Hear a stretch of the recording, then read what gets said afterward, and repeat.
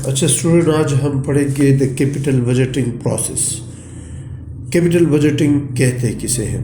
अच्छा, balance sheet पर अगर आप लोग गौर कर ले तो बैलेंस शीट में हमारे पास दो किस्म के एसेट्स और लायबिलिटी होती है, करंट एसेट और करंट लायबिलिटी, और इसी तरह फिक्स एसेट और लॉन्ग टर्म लायबिलिटी और इक्विटी। अच्छा, आप लोगों को तो ये भी पता होना चाहिए कि करंट एसेट और करंट लायबिलिटी के मैनेजमेंट को हम वर्किंग कैपिटल कहते हैं। तो जो फिक्स एसेट है और जो लॉन्ग टर्म इन्वेस्टमेंट होती है, ये जो हमारी लॉन्ग टर्म लायबिलिटीज़ होती है और इक्विटी होती है, वो कैपिटल बजटिंग के ज़िम्मे में आती है। सही है। तो कैपिटल बजटिंग किस चीज़ का नाम है कि इसमें हम उन बड़े बड़े लॉन्ग टर्म इन्वेस्टमेंट की एवेल्यूएशन करते हैं जिसका इम्पैक्ट लॉन्ग रन के लिए होता है। तो कैपिटल बजटिंग किस चीज़ का नाम हुआ? कैपिटल बजटिंग जो है ये एक ऐसे प्रोसेस का नाम है जिसमें हम क्या करते हैं, identify, analyse and selecting investment projects whose return are expected to extend beyond 1 year. यानी वो बड़े बड़े इन्वेस्टमेंट डिसीजन या वो इन्वेस्टमेंट डिसीजन जिसका इम्पैक्ट जो है वो 1 ईयर से ज़्यादा हो। सही। तो कैपिटल बजटिंग में हम क्या करते हैं, बहुत आसान अल्फाज में, कि हम उन एसेट्स की या जो हमारे लॉन्ग टर्म के ऐसे इन्वेस्टमेंट है या प्रोजेक्ट्स है जिनका अरसा 1 साल से ज़्यादा का होता है, उन प्रोजेक्ट की स्टडी करते हैं आसान अल्फाज में। सही। लेकिन 3 प्रोसेस में 3 स्टेप बताए हैं, एक आइडेंटिफाई, एक एनालाइजिंग और फिर सेलेक्टिंग। बहुत आसान अल्फाज में बता देता हूँ कि फॉर एग्जांपल अगर आपके पास पैसे हो, सही है, और उसको आप इन्वेस्ट करना चाहते हो, तो पहले आप आइडेंटिफाई करोगे, सही है, कि मैं पैसे कहाँ कहाँ पर लगा सकता हूँ। सही है। मेरे पास पैसे हैं तो उसको मैं प्रॉपर्टी में भी लगा सकता हूँ, मेरे पास पैसे हैं उससे मैं व्हीकल्स में भी इन्वेस्टमेंट कर सकता हूँ, मेरे पास पैसे हैं उसको मैं कंस्ट्रक्शन में भी लगा सकता हूँ। तो पहले मैं आइडेंटिफाई करूँगा, तो जो अल्टरनेटिव मेरे पास आ जाए फिर उसकी मैं एनालिसिस करूँगा। एनालिसिस मीन कि मैं अगर इसमें इतने पैसे लगाऊंगा तो इसकी कैश फ्लो कितनी होगी, 5 साल कितना रिटर्न होगा, दूसरा कितना होगा, इसका ड्यूरेशन कितना होगा रिकवरी का, सही है, ये मुझे कितने % रिटर्न देगा। सही। तो उसको हम क्या कहेंगे, एनालिसिस। अच्छा, जिसकी एनालिसिस के बेस पर जिसका रिजल्ट अच्छा होगा तो फिर हम क्या करते हैं, प्रोजेक्ट को सेलेक्ट करते हैं। सही। तो ये 3 स्टेप है प्रोसेस के कैपिटल बजटिंग के, आइडेंटिफाई, एनालाइजिंग और सेलेक्टिंग। अच्छा, कैपिटल बजटिंग में कौन क्या क्या इन्वॉल्व होता है? जिस तरह मैंने तो एक आसान अल्फाज में कहा कि जो लॉन्ग टर्म इन्वेस्टमेंट प्रोजेक्ट्स है उसको सेलेक्ट करना या उसकी वैल्यूएशन करना, लेकिन यहाँ पर लिखा है कि generating investment project proposal consistent with the firm's strategic objective, estimating after tax incremental operating cash flow for investment project। ये जो आपका जो कैश फ्लो आता है इन प्रोजेक्ट है में उसकी एस्टिमेशन करते हैं। Evaluating project incremental cash flow, और जो प्रोजेक्ट की जो इंक्रीमेंटल कैश फ्लो है उसकी वैल्यूएशन करते हैं। अच्छा, selecting project based on value maximising accepting criteria. अच्छा, हर उसका अपना क्राइटेरिया होता है। अभी आप ये आगे पढ़ोगे ना, कैपिटल बजटिंग के टेक्निक्स होंगे तो उसके अपने अपने क्राइटेरिया है एक्सेप्शन के। फिर reevaluating implementing investment project continuously in performing post audit for complete projects. अच्छा, हम कैपिटल बजटिंग में एवेल्यूएशन करते हैं और जब प्रोसेस हो जाता है, कंप्लीट हो जाता है, तो फिर उसका पोस्ट ऑडिट भी करते हैं, प्री ऑडिट दोनों करते हैं कैपिटल बजटिंग में। सही। अभी इन पॉइंट्स को जो है नीचे एक्सप्लेन किया है कि what does generating investment project proposal. तो इसमें आप क्या आ जाता है कि न्यू प्रोडक्ट अगर आप बना रहे हो या किसी इक्विपमेंट को रिप्लेस कर रहे हो, ये भी कैपिटल बजटिंग में आता है।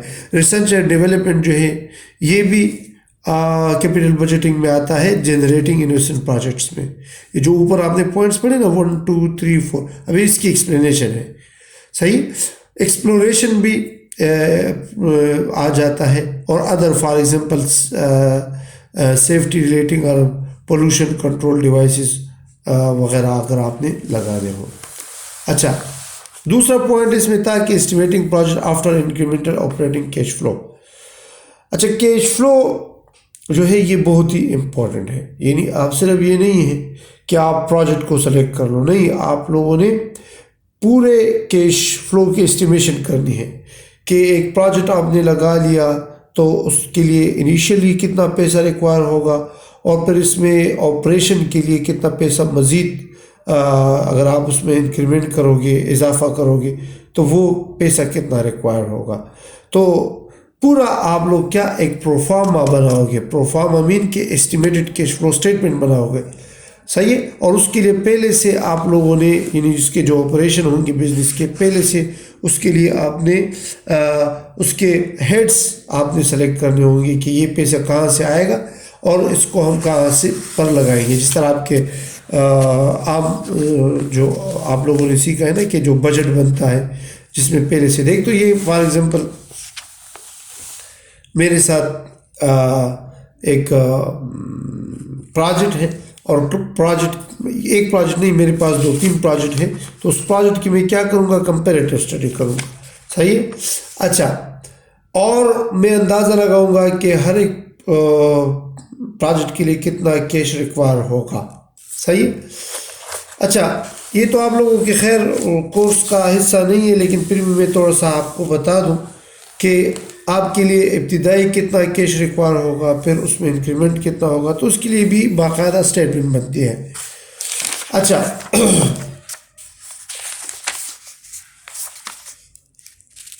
अच्छा, फिर है कि कैपिटल बजटिंग में हमने पढ़ा कि इसमें एसेट की एक्सपेंशन आती है, यानी आपके एसेट्स है उसमें इजाफा हो रहा है, तो उसके लिए भी आपको कैश जो है कैलकुलेट करना होगा, एस्टिमेट करना होगा, सही है। ये सारा अगर आप लोग पढ़ लें, कॉर्पोरेट फाइनेंस में ये सारा नहीं है, लेकिन फिर भी मैंने थोड़ा सा सरसरी बता दिया।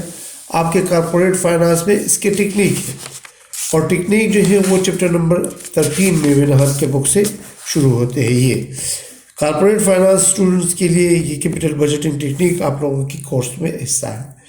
यानी जिस तरह आप लोगों ने भी पढ़ा कि कैपिटल बजटिंग में क्या होती है, एवेल्यूएशन होती है और सिलेक्शन होती है किस चीज़ की, प्रोजेक्ट।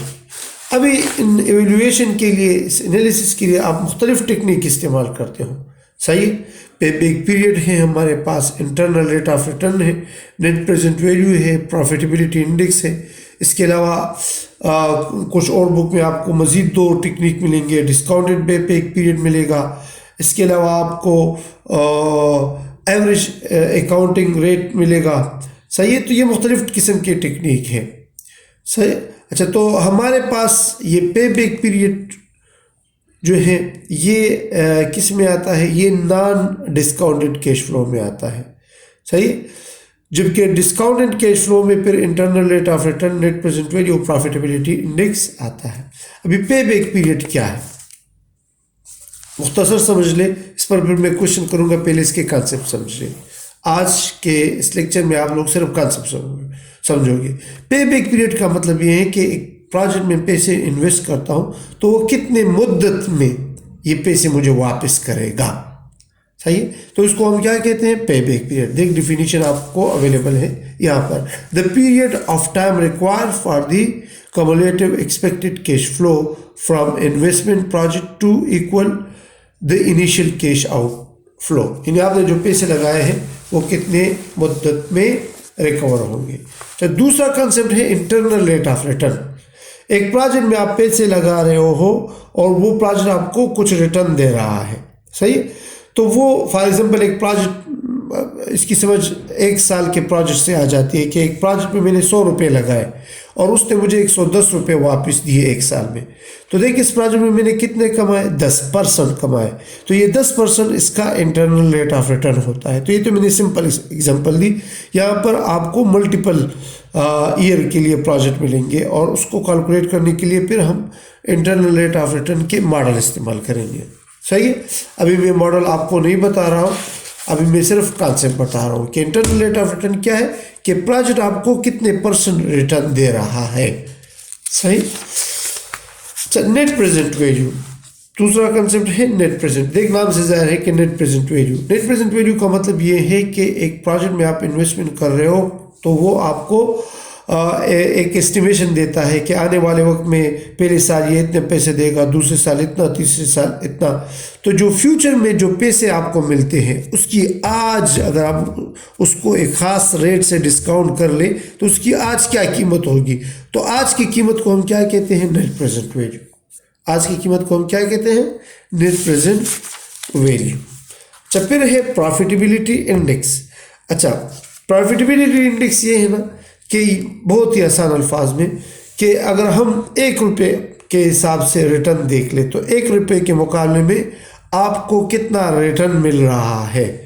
1 रुपये के मुकाबले में आपको वापस कितने रुपए मिल रहे हैं। सही है। फॉर एग्जांपल अगर मैं कहूँ कि मेरे पास आंसर 1.5 आया तो उसका मतलब ये होगा कि 1 रुपये के मुकाबले में 1.5 रुपये आपको मिल रहे हैं। तो इसको हम क्या कहते हैं, प्रॉफिटेबिलिटी इंडेक्स। तो प्रॉफिटेबिलिटी इंडेक्स का फ़ायदा ये होता है कि इसमें जो इनिशियल इन्वेस्टमेंट होती है उस पर फैसला आसानी से होता है। सही।